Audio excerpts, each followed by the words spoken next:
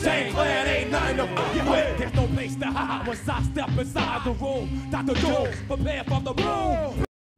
Welcome everybody back to That Duder Gaming, and we are back to our story of Lydia on our little quest to let you know who to use in faction wars. Now, the faction wars that they've got open right now, we've already talked about one of them, and that is the Ogren tribe. But the other one that they have open that I did not talk about is the Dwarves faction. Now, a lot of people actually struggled hardcore on the very last boss for this faction. I'm not gonna lie to you, I struggled too. The main thing that I needed to get past this boss was a reviver. The thing about the dwarves is there's only 2 dwarves, period, that revive. At the time that I beat it, I only had one of them. And that was the legendary elf. The legendary dwarf that you could, I think it was the very first fusion that I was ever a part of when I joined the game. And it was the one to get... Where is she at? This makes a second time that I went looking for somebody and could not find them. But I know that she is in... There she is. Remove from the vault. And here she is, Molly Tankard. Now, the trick about her is that she needs to be fully booked to get her cooldowns to the lowest possible to get her revives right. With her alone, you can get past the last boss with the revivers. But to be honest, you almost have to have at least 2 or 3 legendaries to get past this boss. This dwarf boss is no joke. He is probably one of the harder bosses out of all of them. But now that I've got the missing pieces, he's actually very, very easy. And we just recently had a dwarf that helped me a lot with me getting past it quickly. And that is the, I don't know his name, but he's really good. He hits like a tank. Pardon me, not knowing his name, but he does hit hard, especially the way that I have him built. Herndig, yes, especially the way I have him built. I have him built up 4,000 attack, and I have him 280 crit damage, and he crits almost every time. I've got him at 99% chance to crit, and when he hits, it hurts for sure. I like the build that I have on him, but I've also got, it's also quite easy if you have Mr. Underpriest Brogny. With his shields, it's almost a given to get past the boss in Dwarves faction. If you have those missing pieces, you can easily get past Dwarves. Now, like I was saying, revivers. Okay, so I told you about Molly Tankard. Now, who's the other? An epic champion dwarf. Yes, epic. Melga Steelgirdle. Yes, Melga Steelgirdle. She is actually not bad at all. You just got to build up her HP, defense, keep her alive, and she can keep you alive. And I'm pretty sure that that is my girlfriend texting me. Are you almost home? Yes, you don't know. I am sitting outside. But I love you if you actually watch this video. Anyways, like I said, Melga Steelgirdle, she is a reviving beast. She is awesome. Where Molly Tanker can only revive one, Melga can actually heal 2, and I think it's actually a pretty good heal.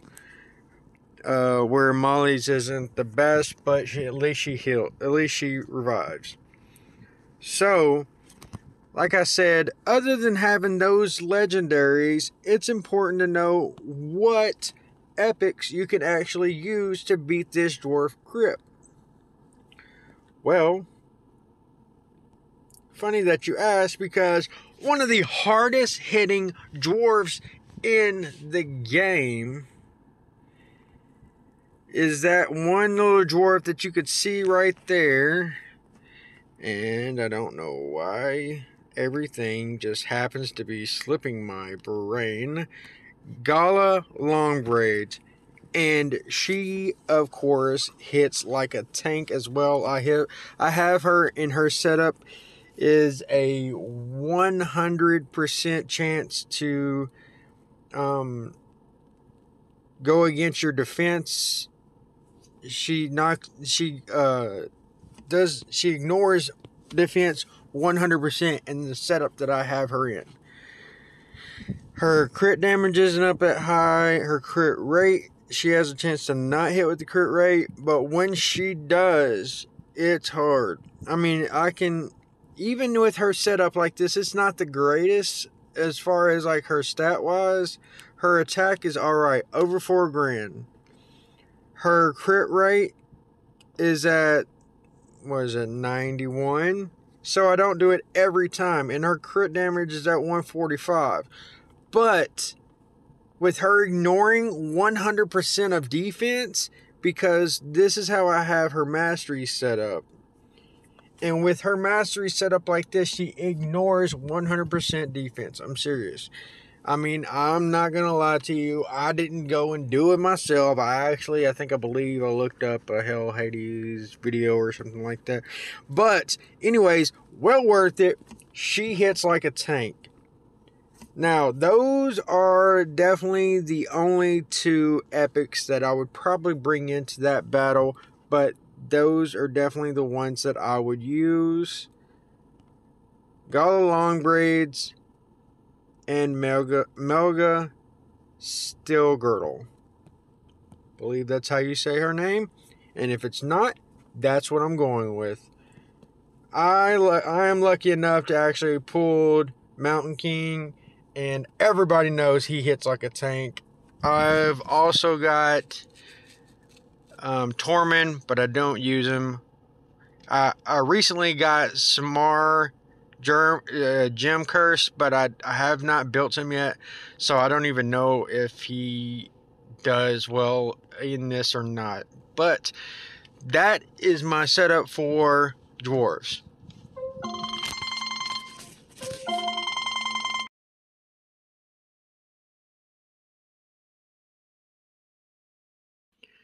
Okay guys, back with another video of That Duder Gaming. We are continuing on our Lydia story. Okay, I just got done talking about dwarves. This is a second part to me. I just did the dwarves the other day. I didn't get to do the other faction that was showing when that was going on. I got off and I ate dinner with my family, so I didn't get to do the other faction that was open just then. So I'm getting on today to talk about the factions that are open right now, and that would be the Bannerlord crypt, the Bannerlord faction, and the Dark Elf faction. The Bannerlord faction I actually got done pretty quick. I got some I got some champions that helped me very quickly to get that done very easily, to be honest with you. So I'm going to try to help you out by pointing out the epics with the Bannerlords to try to help you a little easier, a little quicker with the Bannerlords. It's pretty easy with the Bannerlords. Now, the Dark Elves, it's a little bit more difficult. I'm not going to lie to you, I struggled with Dark Elves. And to be honest with you, if it wasn't for the epics, I probably would not have gotten past the Dark Elf faction if it wasn't for the epics. So since the Bannerlords was easier, let's go ahead and jump into the Bannerlords. So we'll go ahead and scroll down to stage 21, see who I use. We'll include everybody. Let's see who I got. Oh, as you can see, actually when I use on my stage 21, I actually use 3 epics instead of more legendaries. I actually don't even need the legendaries for the Bannerlords, so that's actually good for the people out there that don't have that many legendaries. You can do this with more epics than you do legendaries. Okay, so one of the legendaries here that you see that's in the lead that gives all the allies HP in the faction crypts by 38%. It's a huge ally lead for this faction. Is Lugan the Steadfast. I didn't get him until much later. He's actually really huge in the Doom Tower as well against that beetle Doom boss. I can't remember the exact name of him right now off the top of my head. As you can tell from other videos that I'm not really good at remembering things right off the top of my head. Maybe I should do some stuff before. I should have like a notepad in front of me of the things I'm going to talk about. But I usually just think of these things off the top of my head, which is probably not a good thing. Anyways, the beetle in the Doom Tower, he has a shield.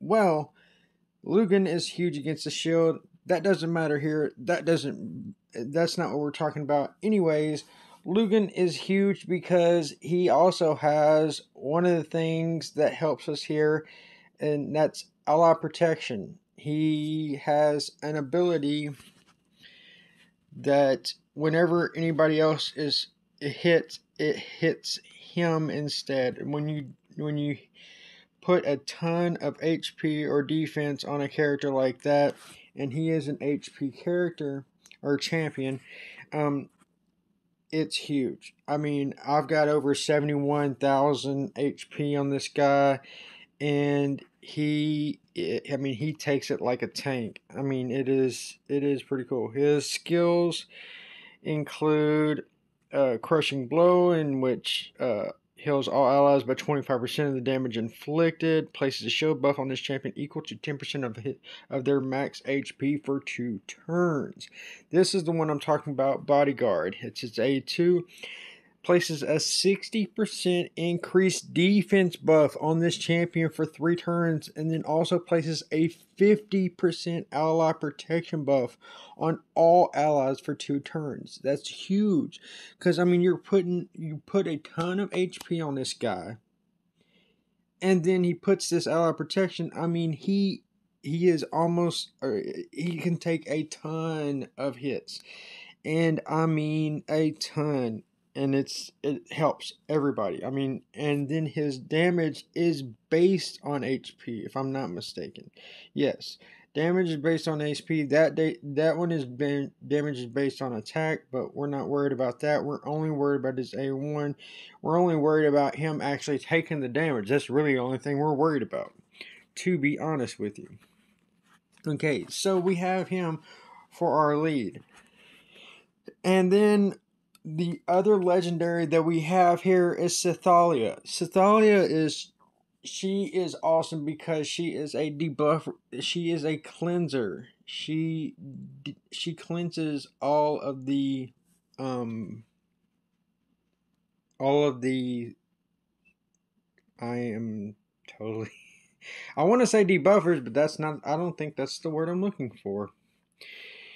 Anytime that they put the buffs on everybody, she cleanses them off. I am tripping over my words. Man, I should really just like go into a speech class or something. Tell you what. I'm telling you, I really thought that I was ready for. No, that's not who I'm. This is a Bannerlord, but I don't use Manea.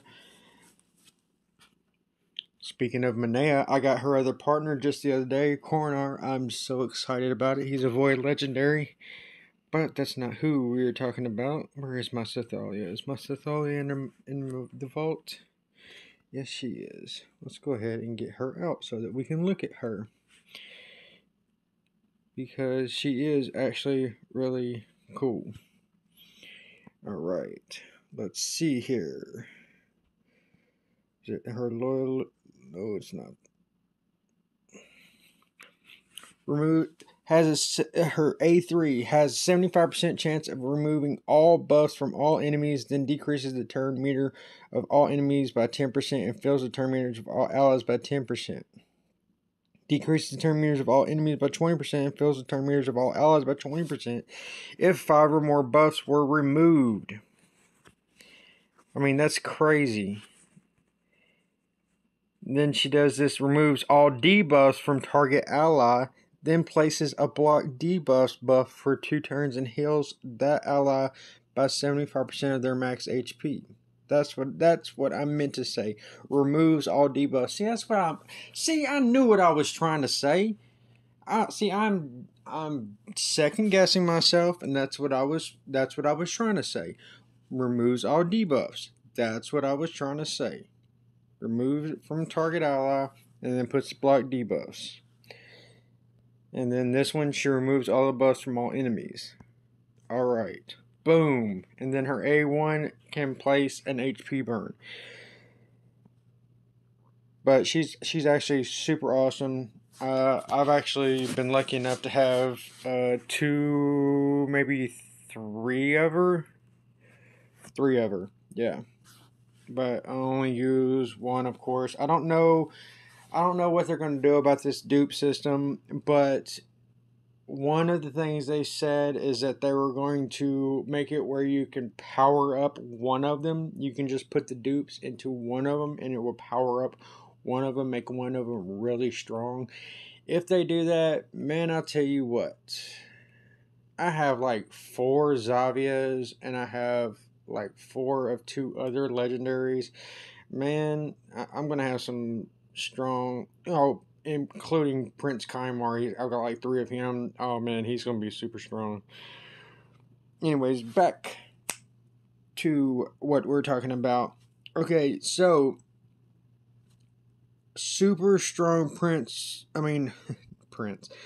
super strong Bannerlord is Stagnite. He has I think increased attack and then increased defense, decrease attack on the boss.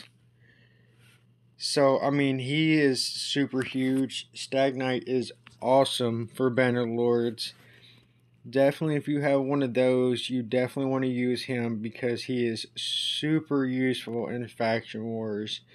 I mean, I remember when I got him, he was part of the very first and only season pass that they had, which was super cool. I wish they would bring it back. If anybody is listening to me, if anybody ever listens to me from anything, man, bring back that season pass. It was awesome. Stagnite was part of it, and he was really cool. So his A1 attacks one enemy 2 times. Each hit has a 30% chance of placing a 30% decreased speed. Then his A2 has a decreased defense and decreased attack. And then his A3 places a 50% increased accuracy buff. I mean, he has everything. If you're not using him for this, that doesn't make any sense. You need to be using him for Bannerlords. And then if you're climbing the tower, one of the other guys that you can get from climbing the Doom Tower is Archmage Helmet, and he is super good, super useful for this as well in Faction Wars. I use him as well because he has a increased speed.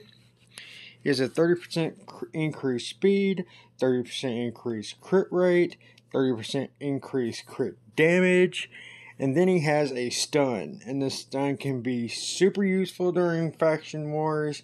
If anybody knows anything about going against Valk Waves or anything against anybody that you cannot beat, stunning them is absolutely incredibly useful. Anybody that you have, anybody that can stun anybody is incredibly useful. Listen to me. Incredibly useful. Stunning. Stun, stun, stun. If you don't have anybody with stun, put them in a stun set. At least you have an 18% chance of getting a stun that way. I'm telling you, you want to be able to stun. If you cannot get past a wave, that's one way that you can do it, is put them in a stun set if they cannot stun as an active ability. Listen to me. Stunning. They are stunning. Alright. Archmage Helmet. And then I put a Reviver in my set. Again, it's somebody that's useful in the Doom Tower. She's useful here. And that is my, what's her name? Mourner? Something the Mourner? Ursula. Ursula the Mourner, that's what it is. No, I don't have a page in front of me. I already told you I didn't. Ursula the Mourner. I just happened to remember something. Ha ha ha. How about that? Ursula the Mourner. And she has a really good revive. She can actually, I believe she revives up to 2 people at once, and I think it revives up to 50% HP if I remember correctly. Revives all dead allies with 75% HP, then fills their turn meters by 50%. That was the 50% was their turn meters. 75% HP revives everybody. Also places a 60% increased defense buff and a 25% strengthen buff on all allies. This is probably the best revive in the game. I'm not even gonna lie to you. That is probably hands down the best revive in the game. Then her A2 attacks all enemies. You know what? I don't even really have to go through that because really all we want is that skill right there. And really the only books that you want to put into her is to get that down to a 5-turn cooldown. Really, to be honest with you. You're not even really worried about her attacks or anything. I mean, she does have the ability to decrease attack and increase attack. But really, all you want is that Requiem. That Requiem right there is worth any and every bit of that. And that's all I got to say about that. I mean, that is probably hands down the best revive in the game. Now, there are other legendary champs that you could probably put into this, but they're not worth much at all. And I mean, definitely not out of my champs. Let's see, who else? We could go see who else in the Bannerlords. Let's go in the index. The legendary Bannerlords.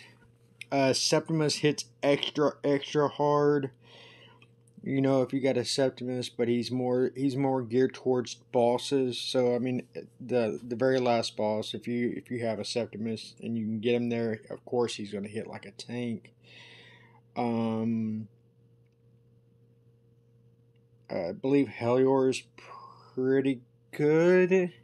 I know a lot of people, quite a few people have Helior based on the event they had not too long ago where you could get them if you summon 15 sacred shards or something like that. So if a bunch of people have him, I believe he is pretty good because he has shield abilities and stuff like that. So I'm pretty sure he could be pretty useful in a faction wars setup. I believe Raglan and Baron are. I know Baron, especially Baron, is very situational.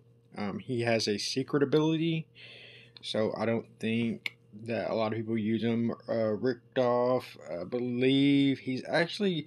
I think he got a buff not too long ago, and he's actually somewhat decent now. He's got an attack with faction crits of 27%, but I believe critical damage increases by 20% for each poison debuff on the target, stacked up to 100%.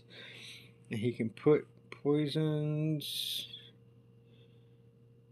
So I guess that's again, I guess somewhat situational if you have poisons on them, I guess. And I mean, there's no other. I showed you the epics that probably are going to help you the best. I mean, Chancellor Yasmin, she may be useful. I don't have her built, so I don't know if she's any good or not. She may be. All right, so let's go. Let's jump into the other faction war, the one that was super hard for me to get past, and I'm going to tell you how I got past it because it was difficult for me. Okay, so I'm not gonna lie to you. I mean, I only use one legendary, and to be honest with you, I probably could have done it without her. I really only used her for the damage. As you can see, I have a ton of legendaries for Dark Elves, but literally did not use them. I'm so serious. It was not until I strategically got around this to beat this one. So I used Sylar as my lead for the speed boost. And then I literally needed Raiden or Kaiden for the revives. I needed my rare Painkeeper to bring down the cooldowns so that I could use the people skills over again.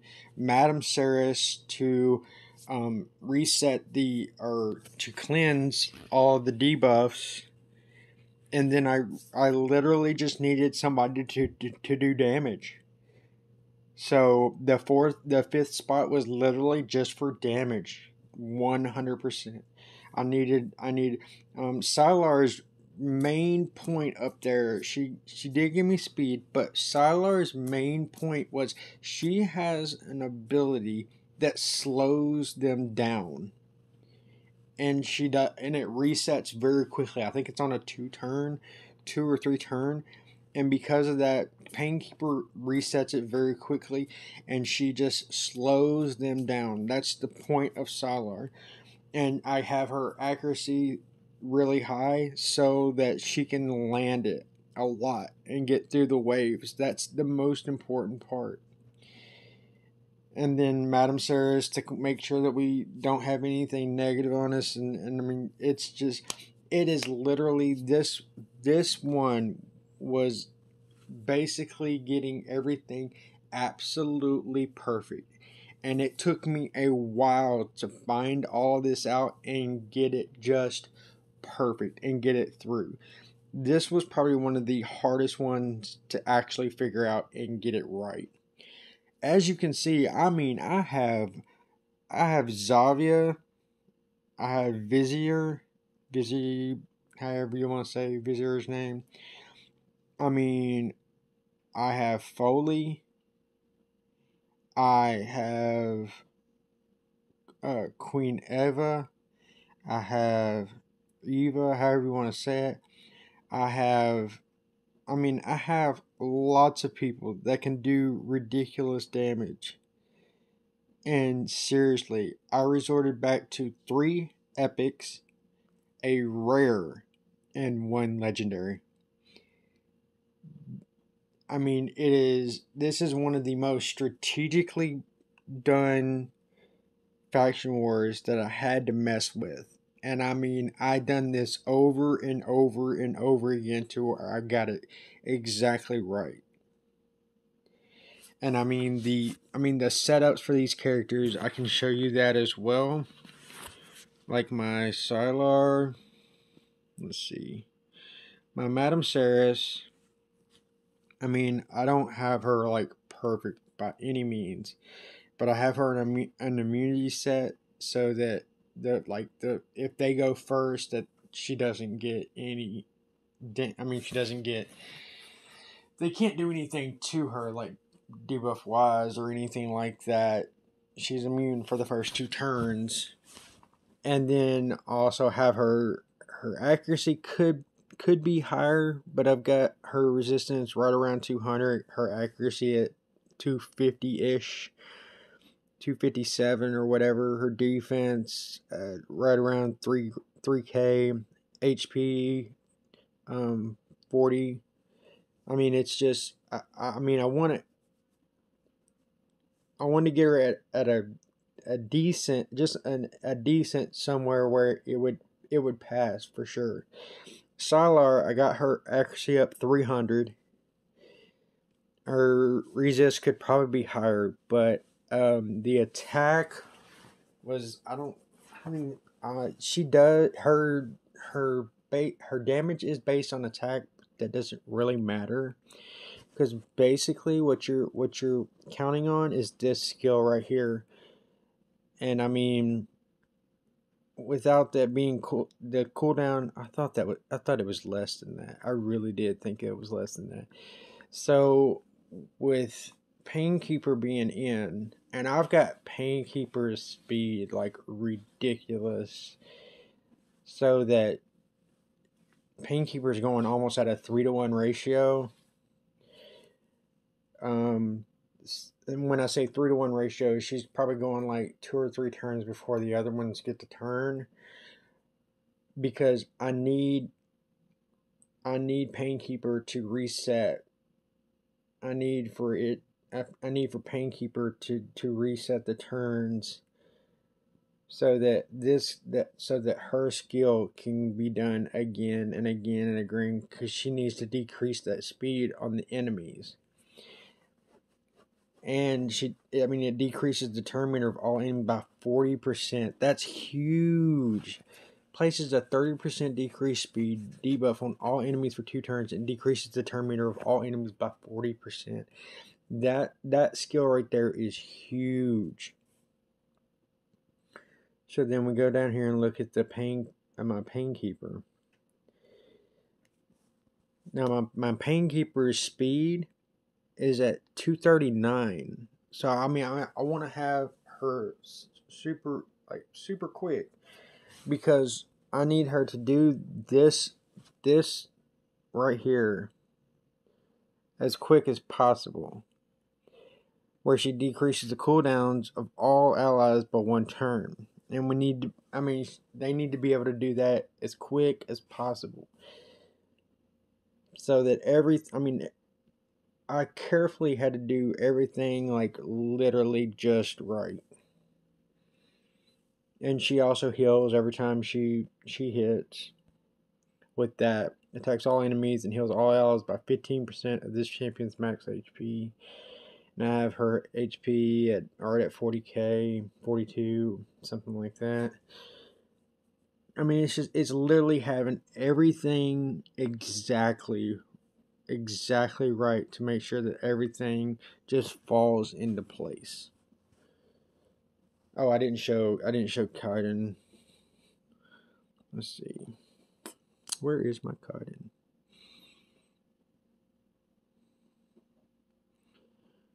are you, buddy? I say buddy, but I'm not sure if Kaiden's a female or male.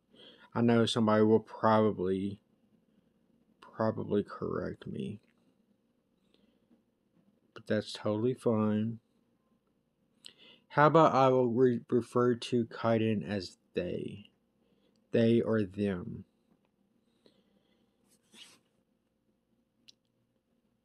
So here they are. And the way that I have Kaiden set up, I have a decent defense at about 4K, 186 speed. The damage doesn't really matter, but I do have 207 crit damage. Resist and accuracy is only mediocre. HP is blah. Defensive champion. I mean, it's okay, but it's good enough to get by.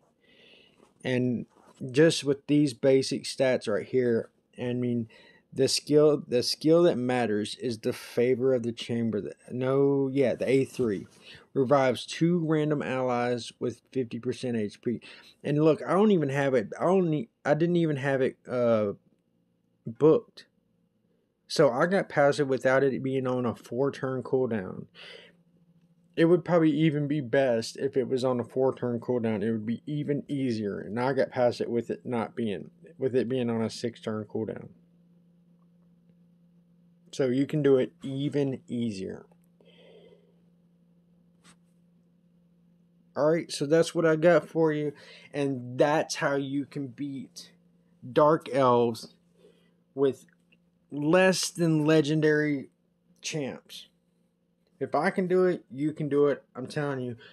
I'm gonna tell you, and I'm gonna help you. I'm gonna get you past every faction. I'm gonna show you how I did it, and I know you can do it. Y'all have a good one. Thank you for watching the video and getting through me not being the greatest at being prepared. But like I said, I'm going to help you get through this just as much as I got through this. I'm going to get you your Lydia like I got my Lydia. All right, let's get it.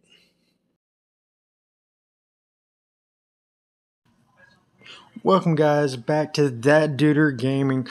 Back to y'all with another portion of our Lydia story. We are going to be talking about another one of the factions that was quite difficult to beat. And I'm not talking about the Ogren tribe that is open right now, but of course the Skinwalker. And I know that it is quite difficult for everybody to beat, but I'm going to give you who I used and who helped me the most to defeat it. Here we go. And I'm not going to lie to you, this actually took some finagling and getting everything just right. This one was absolutely difficult. So really the biggest part in this whole thing is the healing and reviving. And here recently we had a fusion where we got this champion right here, the hippo. What was the name of the hippo? I forgot that the Skinwalkers was the Hoffreys the Tusk. This champion was an absolute lifesaver in the Skinwalkers tribe because 100% this A3 right here revives 2 random allies with 50% HP and fills their turn meters by 50%. After the revival, places a 25% strengthen buff on all allies. The strengthen buff isn't important, but is nice. The revival is the most important part of this whole ordeal. Was absolutely mandatory in this whole thing. The other thing is somebody that's going to do like the block skills or anything like that. You need somebody that's going to be able to do that. Another person that kind of revives himself was my guy that I got from, I believe it was the very first, one of the very first things one of the very first fusions. Sorry, I was trying to remember what I was trying to say.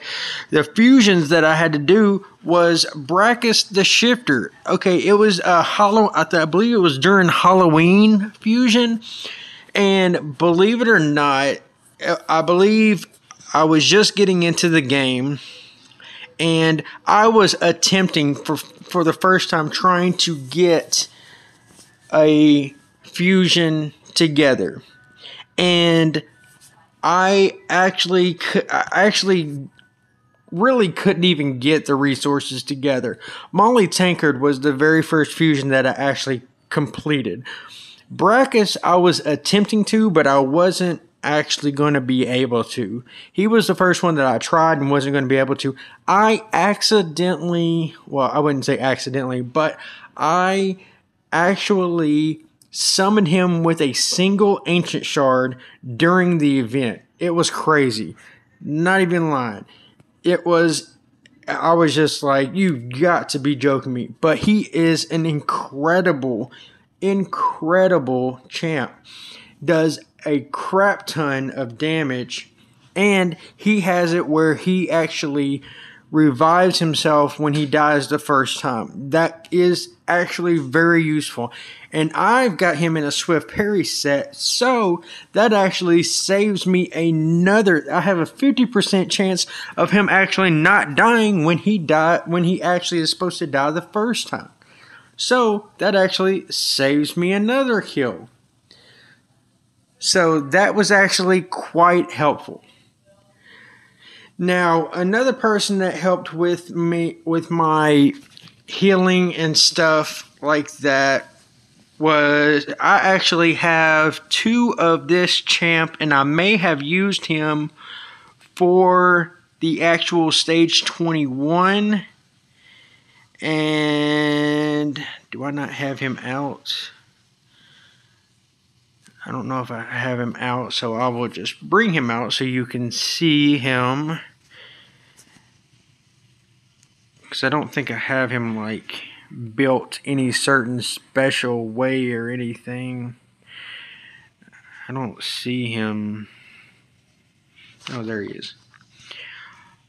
Hawkhorn Smashlord. Oh, that's my double. That's not the one I have built. Yeah, I don't see him, so he has to be in my lineup. So, where are you at, Hawkhorn? There you are. Hawkhorn Smashlord. He actually has an interesting skill. Removes all debuffs from all allies, then places block debuffs on all allies for 2 turns. Heals all allies by 15% of this champion's HP. Heals each ally by an extra 10% of this champion's max HP for each debuff removed from them. That actually helped quite a bit while battling. I don't even have him booked out, but he helped just enough to get past this particular one. And, you know, I've got him at over 80k on his HP. So, like I said, that helped a ton, and I believe I actually thought that I had 2 of him during this stage 21. I did not, because I did not build out my other one. So, that was not the case. I thought that I had 2 of them during my stage 21, but I believe that this was the exact setup that I have right here. Now, I believe that my MVP, and as you can see, I have 3 epics. This is another one where epics outweigh the legends. I have 3 epics, and my absolute MVP was Basher, the Void epic that is a must. I believe that he is an absolute must for Skinwalkers. I would not do this without him. I'm not even kidding you. He is a beast. I would definitely load him down with accuracy and make sure that he is landing his A3. Let's see what that skill is. Yeah, attacks 4 times at random, has a 75% chance of placing block buffs, debuff for 2 turns. And he has a 75% chance, but you're hitting 4 times. And then his A2 attacks all enemies, increases the cooldown of all the target skills by 2 turns. That is huge, and that's on a 3-turn cooldown. That is ridiculously good. I mean, I've actually seen him on troll teams in the arena. I mean, Basher is a ridiculously good epic to have. And I know he's a void. He's one that you may not get. He actually was part of a fusion a while back. I forgot who it was for. Can't remember exactly who it was for. I believe it was for a barbarian legend. Not 100% sure. I want to say that he was, but he was part of a fusion. I remember a little ways back. So you may just have him chilling in your vault and not even know it. So he may just be sitting off in the wings. Build this guy. You need him for that Skinwalkers faction. He is a must. I'm telling you. Build him.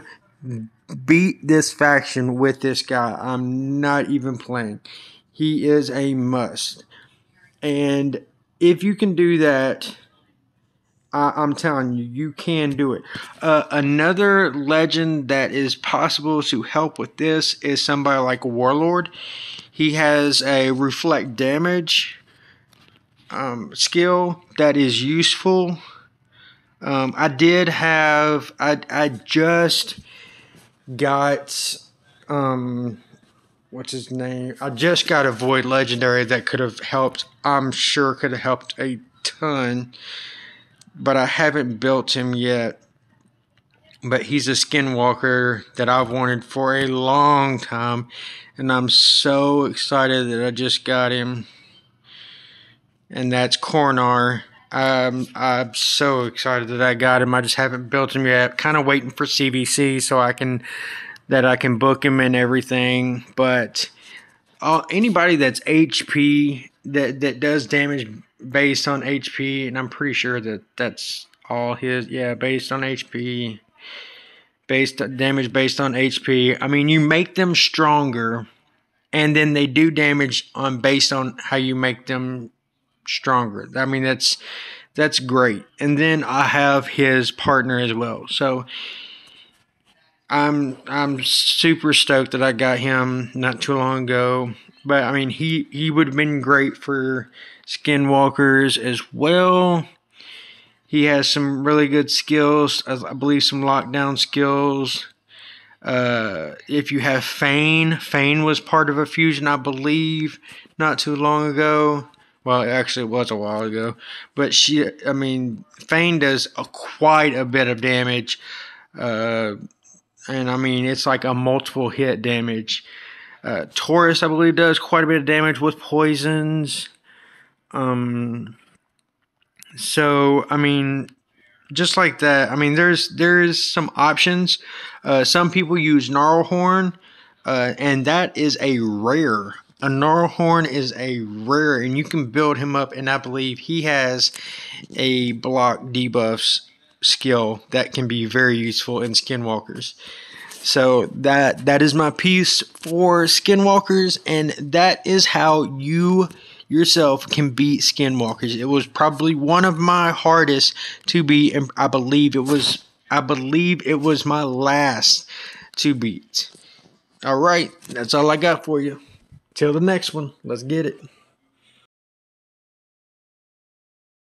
Wu-Tang Clan ain't nothing to fuck with. There's no place to hide once I step inside the room. Dr. Jones, prepare for the room.